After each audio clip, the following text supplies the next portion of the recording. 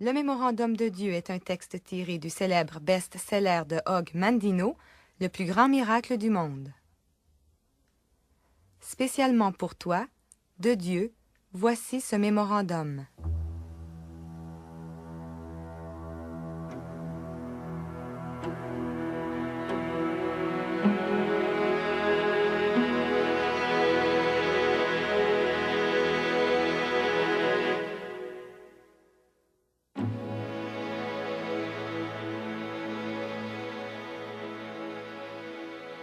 Prends conscience de mon message. J'entends ton cri. Il traverse l'obscurité, s'infiltre dans les nuages, se mêle à la lumière des étoiles et se fraye un passage jusqu'à mon cœur en suivant le chemin d'un rayon de soleil. J'ai connu l'angoisse en entendant le cri d'un lièvre qui étouffait dans le nœud coulant d'un piège, du moineau tombé du nid de sa mère, d'un enfant qui essayait en vain de pêcher dans un étang et d'un fils répandant son sang sur la croix. Sache que je t'entends aussi. Sois en paix, sois calme. Je t'apporte le soulagement de ta détresse, dont je connais la cause et le remède. Tu pleures sur tous tes rêves d'enfant qui se sont évanouis avec les années. Tu pleures sur ton amour-propre meurtri par l'échec. Tu pleures sur ton potentiel que tu as sacrifié pour de la sécurité. Tu pleures sur ton individualité que la foule a piétinée. Tu pleures sur tous les talents gaspillés parce qu'ils n'ont pas été utilisés. Tu te regardes avec mépris et tu te détournes avec terreur de l'image qui se reflète dans les temps. Qui est cette caricature humaine qui te fixe un regard froid, chargé d'honte? Où sont donc passées la grâce de tes manières, la beauté de ta silhouette, la rapidité de tes mouvements, la clarté de ton esprit, ta répartie vive? Qui a volé ton avoir? Connais-tu l'identité du voleur aussi bien que moi? Un jour, tu as posé ta tête sur un oreiller d'herbe tendre dans le champ de ton père, et tu as contemplé dans le firmament une cathédrale de nuages, sachant que tout l'or de Babylone serait à toi un jour. Tu as déjà lu plusieurs livres, tu as couvert plusieurs tablettes de notes, convaincu qu'un jour, ta sagesse égalerait et dépasserait celle du roi Salomon, et que les saisons se transformeraient en années, jusqu'à ce que ton règne arrive dans ton propre paradis terrestre. Te souviens-tu qui a implanté ses plans, ses rêves et ses graines d'espoir en toi? Tu ne le peux pas. Tu n'as aucun souvenir de l'instant où tu as émergé du ventre de ta mère et que j'ai placé ma main sur ton front délicat. Et le secret que j'ai murmuré dans ta petite oreille lorsque je t'ai donné tous ces bienfaits. Te souviens-tu de notre secret? Tu ne le peux pas. Les années passées ont détruit tes souvenirs, car elles ont rempli ton esprit de crainte, de doute, d'angoisse, de remords et de haine. Et il n'y a pas de place pour les souvenirs heureux là où ces bêtes habitent. Ne pleure plus, je suis avec toi. Et ce moment est le point tournant de ta vie. Tout ce qui s'est passé jusqu'à présent n'existe pas plus dans ton esprit que le temps que tu as passé dans le sein de ta mère. Ce qui est passé est mort. Et les morts enterrent les morts. Aujourd'hui, tu ressuscites des morts vivants. Aujourd'hui, comme Élie avec le fils de la veuve, je me penche 3 fois sur toi et tu vis à nouveau. Aujourd'hui, comme Élisée avec le fils du Sunamite, je place ma bouche sur ta bouche et mes yeux sur tes yeux et mes mains sur tes mains et ta chair se réchauffe à nouveau. Aujourd'hui, comme Jésus au tombeau de Lazare, je te commande de sortir et tu marcheras de ton tombeau pour commencer une vie nouvelle. C'est ton anniversaire, c'est ta nouvelle date de naissance. Ta première vie, comme dans une pièce de théâtre, n'était qu'une répétition. Maintenant, le rideau est levé. Cette fois-ci, le monde regarde et attend pour t'applaudir. Cette fois-ci, tu n'échoueras pas. Allume tes chandelles, partage ton gâteau, verse le vin. Tu es revenu à la vie. Comme le papillon sortant de la chrysalide, tu voleras. Tu voleras aussi haut que tu le souhaites, et ni les guêpes, ni les libellules, ni les mantes de l'humanité ne t'empêcheront de réussir ta mission ou ta recherche des vraies richesses de la vie. Sans ma main sur ta tête, reçois ma sagesse. Laisse-moi partager avec toi une fois encore le secret que tu as entendu à ta naissance et par la suite oublié. Tu es mon plus grand miracle. Tu es le plus grand miracle du monde. Ce sont là les premiers mots que tu as entendus, puis tu as pleuré. Ils en pleurent tous. Tu ne m'as pas cru alors. Et rien n'est survenu par la suite pour mettre fin à ton incrédulité. Car comment pourrais-tu être un miracle alors que tu te considères un échec, même dans les tâches les plus simples? Comment peux-tu être un miracle quand tu as si peu confiance en toi, quand il s'agit de prendre la plus faible des responsabilités? Comment peux-tu être un miracle alors que les dettes t'accablent et que le tourment te tient éveillé, te demandant d'où viendra le pain de demain? Cela suffit, le lait renversé est aigre, et pourtant, combien de prophètes, combien de sages, combien de poètes, combien d'artistes, combien de compositeurs, combien de savants, combien de philosophes, messagers t'ai-je envoyé, porteurs d'un message de ta divinité, de ton potentiel divin et des secrets de la réussite. Comment les as-tu traités?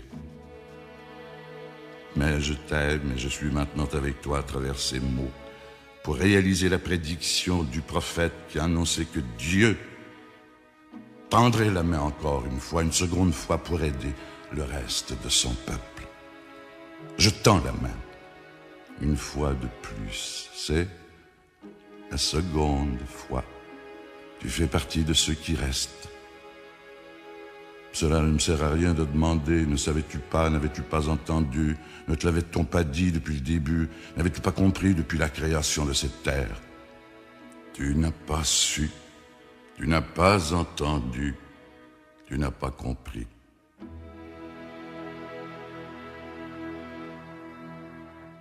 Il t'a été dit que tu étais une divinité déguisée, un dieu qui s'amusait. Il t'a été dit que tu es un ouvrage bien spécial, noble, de raison, disposant de facultés infinies, admirable de forme et de mouvement, comme un ange en action, comme un dieu en appréhension. Il t'a été dit que tu es le sel de la terre. Le secret de déplacer des montagnes et de réaliser l'impossible t'a été donné. Tu n'as cru personne. Tu as brûlé ta carte routière menant au bonheur. Tu as abandonné ton droit à la paix intérieure. Tu as soufflé sur les bougies qui étaient placées le long de ta destinée et qui devaient te mener à la gloire, et tu as trébuché, perdu et effrayé dans l'obscurité de la futilité et de la pitié, jusqu'à ce que tu tombes dans l'enfer de ta propre création. Et tu as alors pleuré et tu as frappé ta poitrine en maudissant le sort qui t'accablait. Tu as refusé d'accepter les conséquences de tes propres pensées négatives, de tes actions basses, et tu as cherché un bouc émissaire responsable de tes échecs. Et vite, tu l'as trouvé. Tu m'as blâmé. Tu as crié que tes handicaps, ta médiocrité, ton manque d'opportunité, tes échecs étaient la volonté de Dieu. Tu te trompais. Faisons un inventaire. Faisons d'abord le tour de tes handicaps, car comment puis-je te demander de te construire une vie nouvelle à moins que tu n'aies les outils en main? Es-tu aveugle? Est-ce que le soleil se lève et se couche sans que tu le vois? Non, tu peux voir. Et les centaines de millions de récepteurs que j'ai placés dans tes yeux te permettent de jouir de la magie d'une feuille d'arbre, d'un flocon de neige, d'un étang, d'un aigle, d'un enfant, d'un nuage, d'une étoile, d'une rose, d'un arc-en-ciel et du regard de l'amour. Conte une première bénédiction. Es-tu sourd? Un enfant peut-il rire ou pleurer sans attirer ton attention? Non, tu peux entendre. Et les 24 000 fibres que j'ai construites dans chacune de tes oreilles vibrent sous l'effet du vent dans les arbres, des vagues sur les rochers, de l'harmonie du chant d'un rossignol, du jeu des enfants et au mot je t'aime. Compte une autre bénédiction. Es-tu muet? Tes lèvres ne remuent-elles que pour laisser passer ta salive? Non, tu peux parler, comme ne peut le faire aucune autre de mes créatures, et tes paroles peuvent apaiser la mauvaise humeur, remonter le déprimé, stimuler le lâcheur, égayer le malheureux, réchauffer le solitaire, louer le valeureux, encourager le vaincu, enseigner à l'ignorant et dire « Je t'aime ». Compte une autre bénédiction. Es-tu paralysé? Ton corps impuissant départ-il le sol? Non, tu peux bouger. Tu n'es pas un arbre condamné à un carré de terre alors que le vent et le monde profitent de toi. Tu peux t'étirer et courir, danser et travailler, car en toi, j'ai placé 500 muscles, 200 os et 11 kilomètres de fibres nerveuses que j'ai synchronisées moi-même pour qu'ils exécutent tes ordres. Compte une autre bénédiction. Est-ce que personne ne t'aime? Est-ce que tu n'aimes personne? La solitude t'étouffe-t-elle jour et nuit? Non, jamais plus, car maintenant tu connais le secret de l'amour. Pour recevoir l'amour, tu dois le donner sans penser au retour. Aimer par intérêt pour sa propre satisfaction ou par orgueil, ce n'est pas de l'amour. L'amour est un cadeau que l'on donne sans demander de retour. Tu sais maintenant qu'aimer sans égoïsme est sa propre récompense. Et même si l'amour ne t'était pas rendu, il ne serait pas perdu, car cet amour-là te reviendra pour adoucir et purifier ton cœur. Compte une autre bénédiction. Compte-la 2 fois. Ton cœur est-il malade? Doit-il combattre pour te maintenir en vie? Non, ton cœur est fort. Porte ta main à ta poitrine et sens son rythme et ses pulsations, heure après heure, jour et nuit, 36 millions de battements par année, année après année, endormi ou éveillé, faisant circuler ton sang dans plus de 100 000 kilomètres de veines d'artères et de capillaires, pompant plus de 2 730 000 litres chaque année. L'homme n'a jamais été capable de créer une machine semblable. Compte une autre bénédiction. As-tu une maladie de la peau? Les gens se détournent-ils avec horreur à ton approche? Non. Ta peau est claire et est une merveille de création, nécessitant seulement que tu l'entretiennes avec du savon, de l'huile, une brosse et des soins. Avec le temps, même l'acier ternira et rouillera, mais pas ta peau. Éventuellement, même les métaux les plus résistants finissent par s'user à l'usage, mais pas cette enveloppe que j'ai construite autour de toi. Elle se renouvelle continuellement, les vieilles cellules se remplaçant par des nouvelles, tout comme ton ancienne vie est maintenant remplacée par une nouvelle. Compte une autre bénédiction. Tes poumons sont-ils atteints? Le souffle de la vie lutte-t-il pour pénétrer dans ton corps? Non. Les piliers de la vie te soutiennent même dans les environnements les plus horribles que tu as toi-même créés, et ils ne cessent de travailler pour filtrer l'oxygène qui donne la vie à travers 600 millions de petits sacs de peau repliés et élimine de ton corps les déchets gazeux. Compte une autre bénédiction. Ton sang est-il empoisonné? Est-il dilué avec de l'eau et du pu? Non. Dans tes 5 litres 70 de sang, il y a 22 milliards de cellules contenant chacune des millions de molécules dans lesquelles se trouvent des atomes oscillant plus de 10 millions de fois par seconde. Chaque seconde, 2 millions de tes cellules sanguines meurent pour laisser la place à 2 millions de nouvelles cellules dans un processus de résurrection continuelle depuis ta première naissance. Comme il en a toujours été ainsi à l'intérieur de toi, c'est maintenant à l'extérieur de toi. Compte une autre bénédiction. Es-tu simple d'esprit? Es-tu devenu incapable de penser par toi-même? Non. Ton cerveau est la structure la plus complexe de l'univers, je le sais. Dans ton cerveau qui pèse 1,35 kg, il y a 13 milliards de cellules nerveuses, plus de 3 fois plus de cellules qu'il y a d'habitants sur cette terre. Pour t'aider à tenir chaque perception, chaque son, chaque goût, chaque odeur, chaque action que tu as expérimentée depuis le jour de ta naissance, j'ai doté tes cellules de plus d'1 millier de milliards de molécules de protéines. Chaque incident de ta vie y est enregistré, attendant ton rappel. Et pour aider ton cerveau à contrôler ton corps, j'ai dispersé en toi 4 millions de structures sensibles à la douleur, 500 000 détecteurs sensibles au toucher et plus de 200 000 détecteurs sensibles à la température. Aucune nation ne protège son or aussi bien que tu l'es. Aucune des anciennes merveilles du monde n'est aussi extraordinaire que toi. Tu es ma création la plus raffinée. En toi, il y a assez d'énergie atomique pour détruire n'importe quelle grande ville et pour la reconstruire. Es-tu pauvre? Ta bourse ne contient-elle ni or ni argent? Non, tu es riche.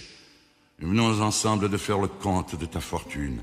Étudies-en la liste, raconte-les encore. Pointe ton actif. Pourquoi t'es-tu trahi? Pourquoi as-tu pleuré en disant que toutes les bénédictions de l'humanité t'avaient été retirées? Pourquoi t'es-tu fait croire que tu étais impuissant à changer ta vie?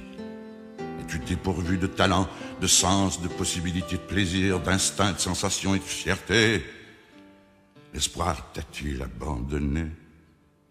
Pourquoi te blottis-tu dans l'ombre comme un géant vaincu, dans l'attente d'un transport pathétique qui te mènerait vers le vide attendu et l'humidité de l'enfer? Tu en as tellement. Tes bénédictions débordent de ta coupe et tu n'y as jamais pris garde comme un enfant élevé dans l'abondance quand je les ai toutes données généreusement et régulièrement. Réponds-moi. Réponds toi-même. Quel homme riche, vieux et malade, faible et impuissant, n'échangerait pas immédiatement tout l'or que contiennent ces coffres contre tes bénédictions que tu as traitées tellement à la légère? Apprends alors le premier secret du bonheur et de la réussite.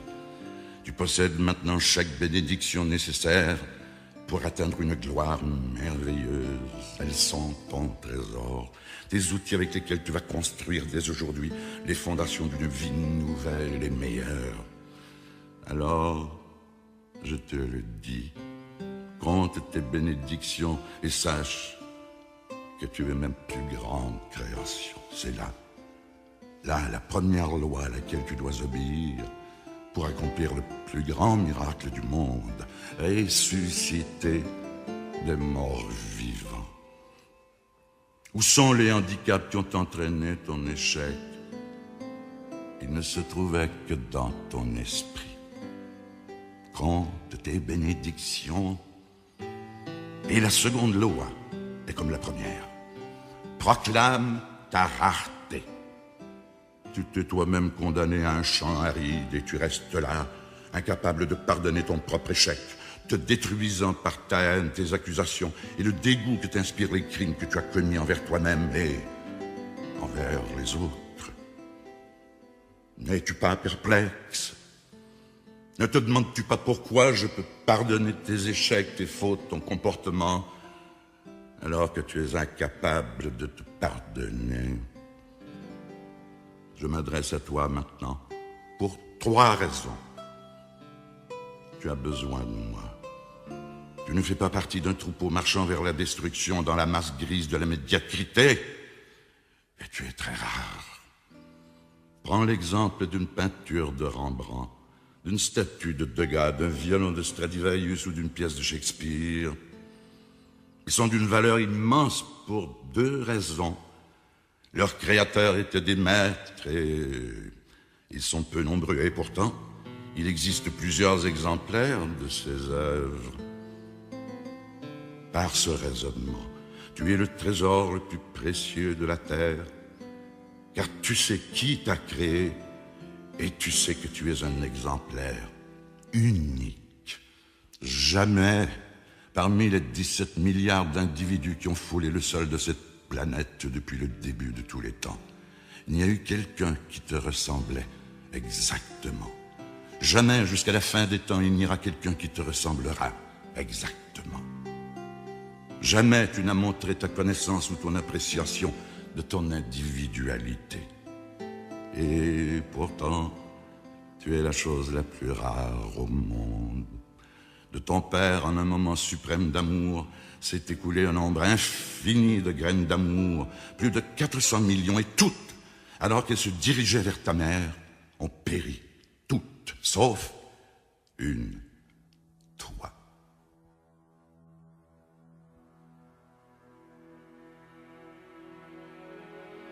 Tu es le seul à avoir persévéré dans la chaleur amoureuse du corps de ta mère, à la recherche de ta moitié, une cellule de ta mère, tellement petite qu'il en faudrait plus de 2 millions pour en remplir une coquille de noix. Et pourtant, en dépit des chances pratiquement impossibles dans ce vaste océan d'obscurité et de désastre, tu as persévéré. Tu as trouvé cette cellule infiniment petite, tu t'es jointe à elle et tu as commencé une vie nouvelle, ta vie. Et tu es arrivé portant avec toi, comme le fait tout enfant, le message que je n'étais pas encore découragé de l'homme. 2 cellules maintenant unies dans un miracle. 2 cellules, chacune contenant 23 chromosomes, et dans chacun de ces chromosomes, des centaines de gènes, définissant chacune de tes caractéristiques, depuis la couleur de tes yeux jusqu'au charme émanant de tes manières, jusqu'à la dimension de ton cerveau. Avec toutes les possibilités que j'avais à ma disposition, en partant de cet unique spermatozoïde de ton père, retenu parmi les 400 millions, avec les centaines de gènes contenus dans chacun des chromosomes de ton père et de ta mère, j'aurais pu créer 300 000 milliards d'humains, tous différents les uns des autres. Mais qui ai-je décidé de créer? Toi, unique, le plus rare de tous, un trésor sans prix, doté de qualités d'esprit, d'expression, de mouvement, d'aspect et d'action tels que personne ayant vécu, vivant ou qui vivra, n'aura jamais. Pourquoi t'es-tu évalué en monnaie alors que ta valeur est royale? Pourquoi as-tu écouté ceux qui te rabaissaient? Et bien pire encore, pourquoi as-tu cru en eux? Suis mon conseil. Ne cache plus jamais ta rareté dans l'ombre. Sois-en fier. Montre-la au monde entier. Efforce-toi de ne pas marcher comme marche ton frère. Pas plus que de parler comme parle ton chef. Pas plus que de travailler comme le font les médiocres. Ne fais jamais comme les autres. N'imite jamais. Car comment sais-tu si tu n'es pas en train d'imiter le démon? Car celui qui imite le démon dépasse toujours l'exemple de son maître, alors que celui qui imite le bien n'atteint jamais celui qu'il contemple. N'imite personne, sois toi-même, montre ta rareté au monde, et le monde te couvrira d'or. Ceci est alors la seconde loi. Proclame ta rareté Maintenant, tu connais 2 lois. Compte tes bénédictions. Proclame ta rareté. Tu n'as aucun handicap. Tu n'es pas un médiocre. Tu acquiesces. Tu commences à sourire. Tu admets ton erreur personnelle. Quelle est donc ta plainte suivante? L'opportunité ne se présente jamais à toi? Suis mon conseil, et elle s'offrira à toi, car maintenant, je te donne la loi de la réussite dans tous les domaines. Il y a plusieurs siècles, cette loi a été donnée à tes aïeux du haut d'une montagne. Certains ont observé cette loi, et leur vie a été remplie des fruits du bonheur, de la réussite, de l'or et de la paix de l'esprit. Mais la plupart n'y ont prêté aucune attention, car ils recherchaient des moyens magiques, des routes détournées, ou attendaient le démon appelé la chance, qui devait leur livrer les richesses de la vie. Ils ont attendu en vain, tout comme toi. Et puis ils ont pleuré, tout comme toi, m'accusant de leur mauvais sort. La loi est simple, jeune ou vieux, roi ou mendiant, blanc ou noir, homme ou femme, tous peuvent employer ce secret à leur avantage.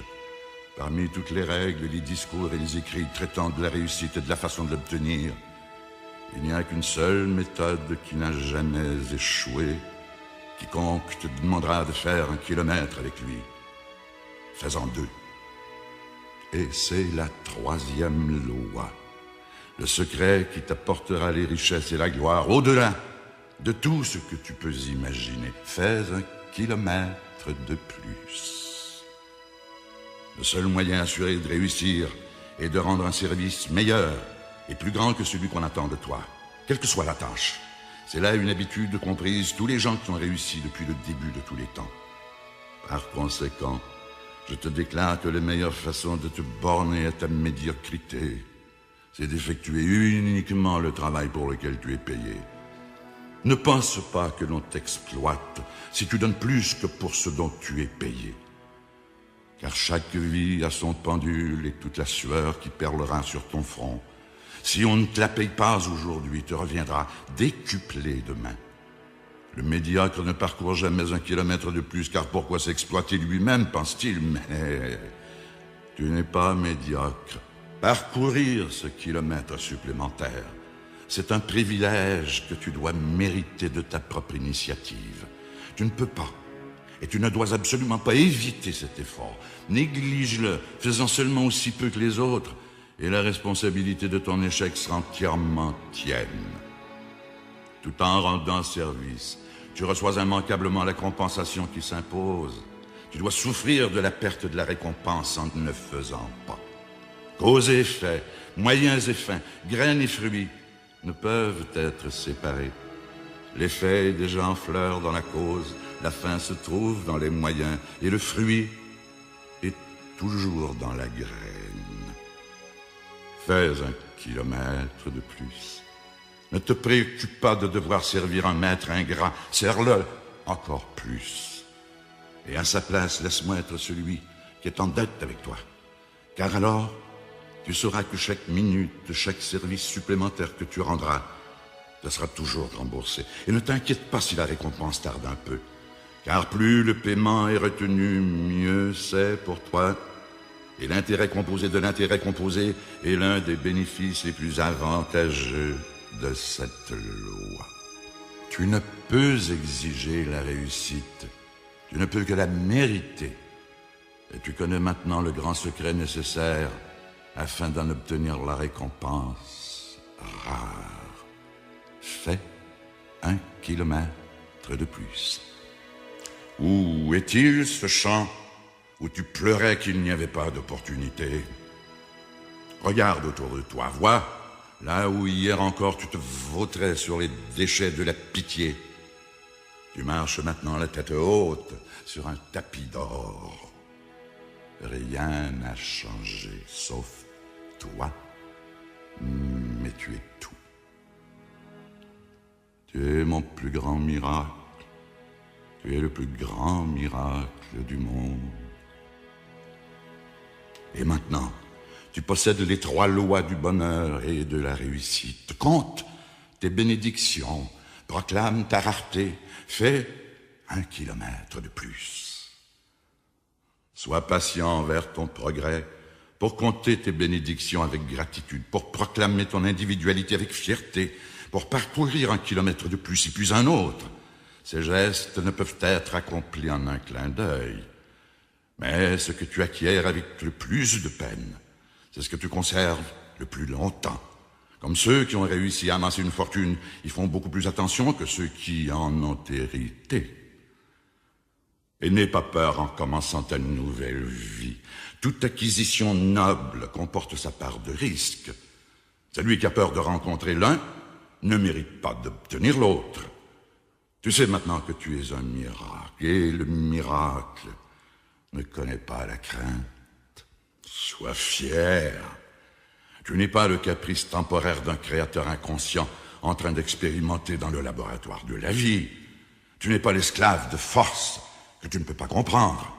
Tu es la libre manifestation d'aucune autre force que la mienne, d'aucun autre amour que le mien. Tu as été créé dans un but bien précis. Sans ma main.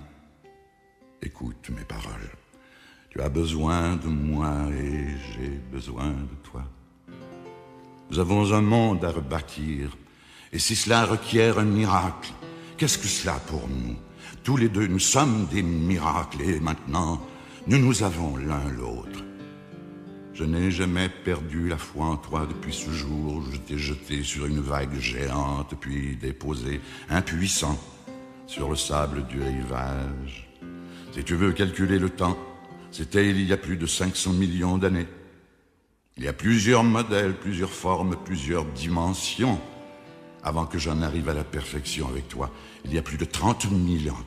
Et depuis, je n'ai fait aucun autre effort pour t'améliorer.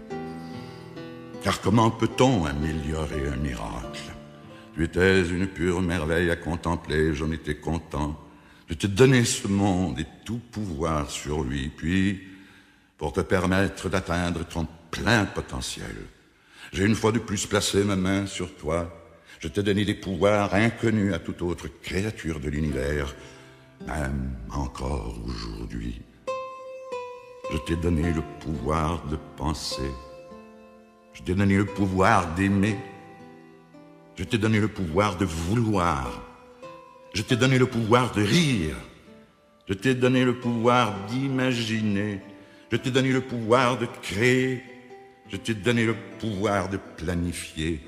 Je t'ai donné le pouvoir de parler. Je t'ai donné le pouvoir de prier.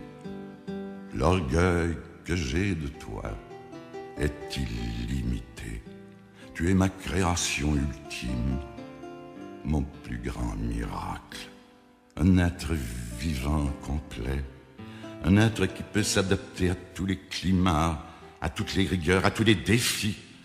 Un être qui peut diriger sa propre destinée sans aucune interférence de ma part. Un être qui peut traduire une sensation ou une perception, non pas par instinct, mais par la pensée et la délibération de la meilleure action pour lui et pour l'humanité tout entière.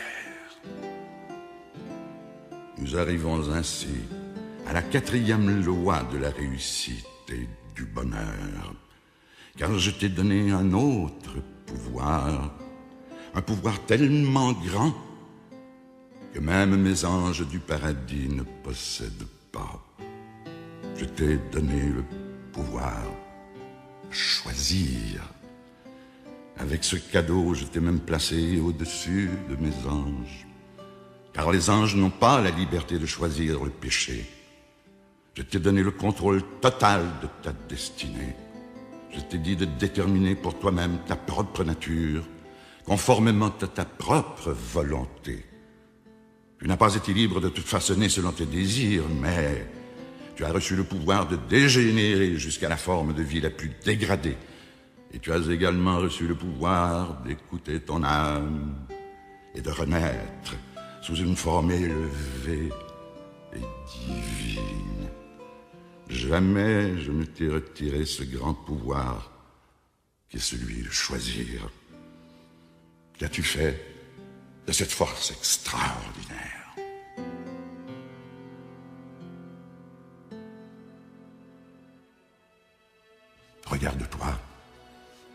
pense aux choix que tu as faits dans ta vie et souviens-toi maintenant de ces durs moments où tu te serais jeté à genoux pour qu'on te laisse l'opportunité de recommencer. Ce qui est passé est passé. Et maintenant, tu connais la 4e grande loi du bonheur et de la réussite. Sers-toi avec sagesse de ton pouvoir de choisir. Choisis d'aimer plutôt que de haïr. Choisis de rire plutôt que de pleurer. Choisis de créer plutôt que de détruire. Choisis de persévérer plutôt que de lâcher. Choisis de louer plutôt que de critiquer. Choisis de guérir plutôt que de blesser. Choisis de donner plutôt que de voler. Choisis d'agir plutôt que de remettre à demain. Choisis de t'améliorer plutôt que de rester sédentaire. Choisis de prier plutôt que de maudire. Choisis de vivre plutôt que de mourir. Tu sais maintenant que je ne suis pas responsable de tes malheurs, car je t'ai nanti de tous les pouvoirs. L'accumulation des actions et des pensées qui t'ont mené sur les déchets de l'humanité vient de toi et non pas de moi. Mes cadeaux de puissance étaient très importants pour ta petite nature. Maintenant, tu es grand et sage. Les fruits de la terre seront à toi. Tu es plus qu'un être humain. Tu es un humain en évolution. Tu es capable de grandes merveilles. Ton potentiel est illimité. Qui d'autre parmi mes créatures a maîtrisé le feu? Qui d'autre parmi mes créatures a conquis la gravité, a étudié les cieux, a conquis la maladie, la peste et la sécheresse? Ne te rabaisse plus jamais. Ne te contente jamais des miettes de la vie. Et à partir d'aujourd'hui, ne cache plus jamais tes talents. Souviens-toi de l'enfant qui dit « Quand je serai grand ». Pourquoi? Car le grand garçon dit « Lorsque je serai plus mûr ». Puis il dit « Lorsque je serai marié ». Mais être marié, qu'est-ce que c'est après tout? Et cela se transforme en « lorsque je me retirerai ». Puis la retraite arrive. Et il regarde en arrière le chemin parcouru. Un vent froid balaie le paysage qu'il a en quelque sorte manqué et qui a maintenant disparu. Jouis de ce jour, aujourd'hui et de demain. Tu as accompli le plus grand miracle du monde. Tu es ressuscité des morts vivants. Tu ne t'apitoieras jamais plus sur toi-même. Et chaque jour sera pour toi une joie nouvelle et un nouveau défi. Tu renais, mais tout comme auparavant, tu peux choisir l'échec et le désespoir, ou la réussite et le bonheur. Le choix t'appartient. Ce choix n'appartient qu'à toi. Je ne peux qu'observer, comme je le faisais avant, fier ou triste. Souviens-toi donc des 4 lois du bonheur et de la réussite. Compte tes bénédictions. Proclame ta rareté. Fais 1 kilomètre de plus. Utilise avec sagesse ton pouvoir de choisir. Il y a une autre chose pour compléter les 4 grandes lois. Fais tout ce que tu fais avec amour. Amour pour toi-même, amour pour tous les autres et amour pour moi. Sèche tes larmes, tends la main, prends la mienne. Tiens-toi droit. Laisse-moi couper le suaire qui t'emprisonnait. Aujourd'hui, tu as reçu mon message. Tu es le plus grand miracle du monde.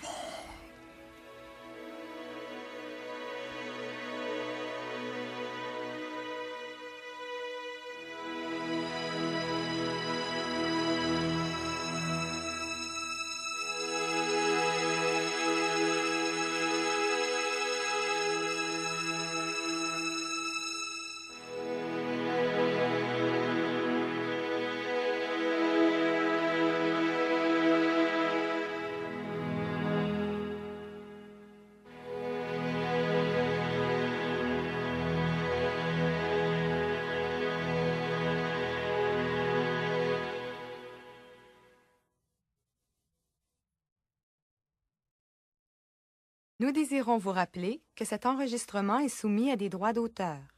Sa reproduction, en tout ou en partie, de quelque façon ou pour quelque raison que ce soit, même pour usage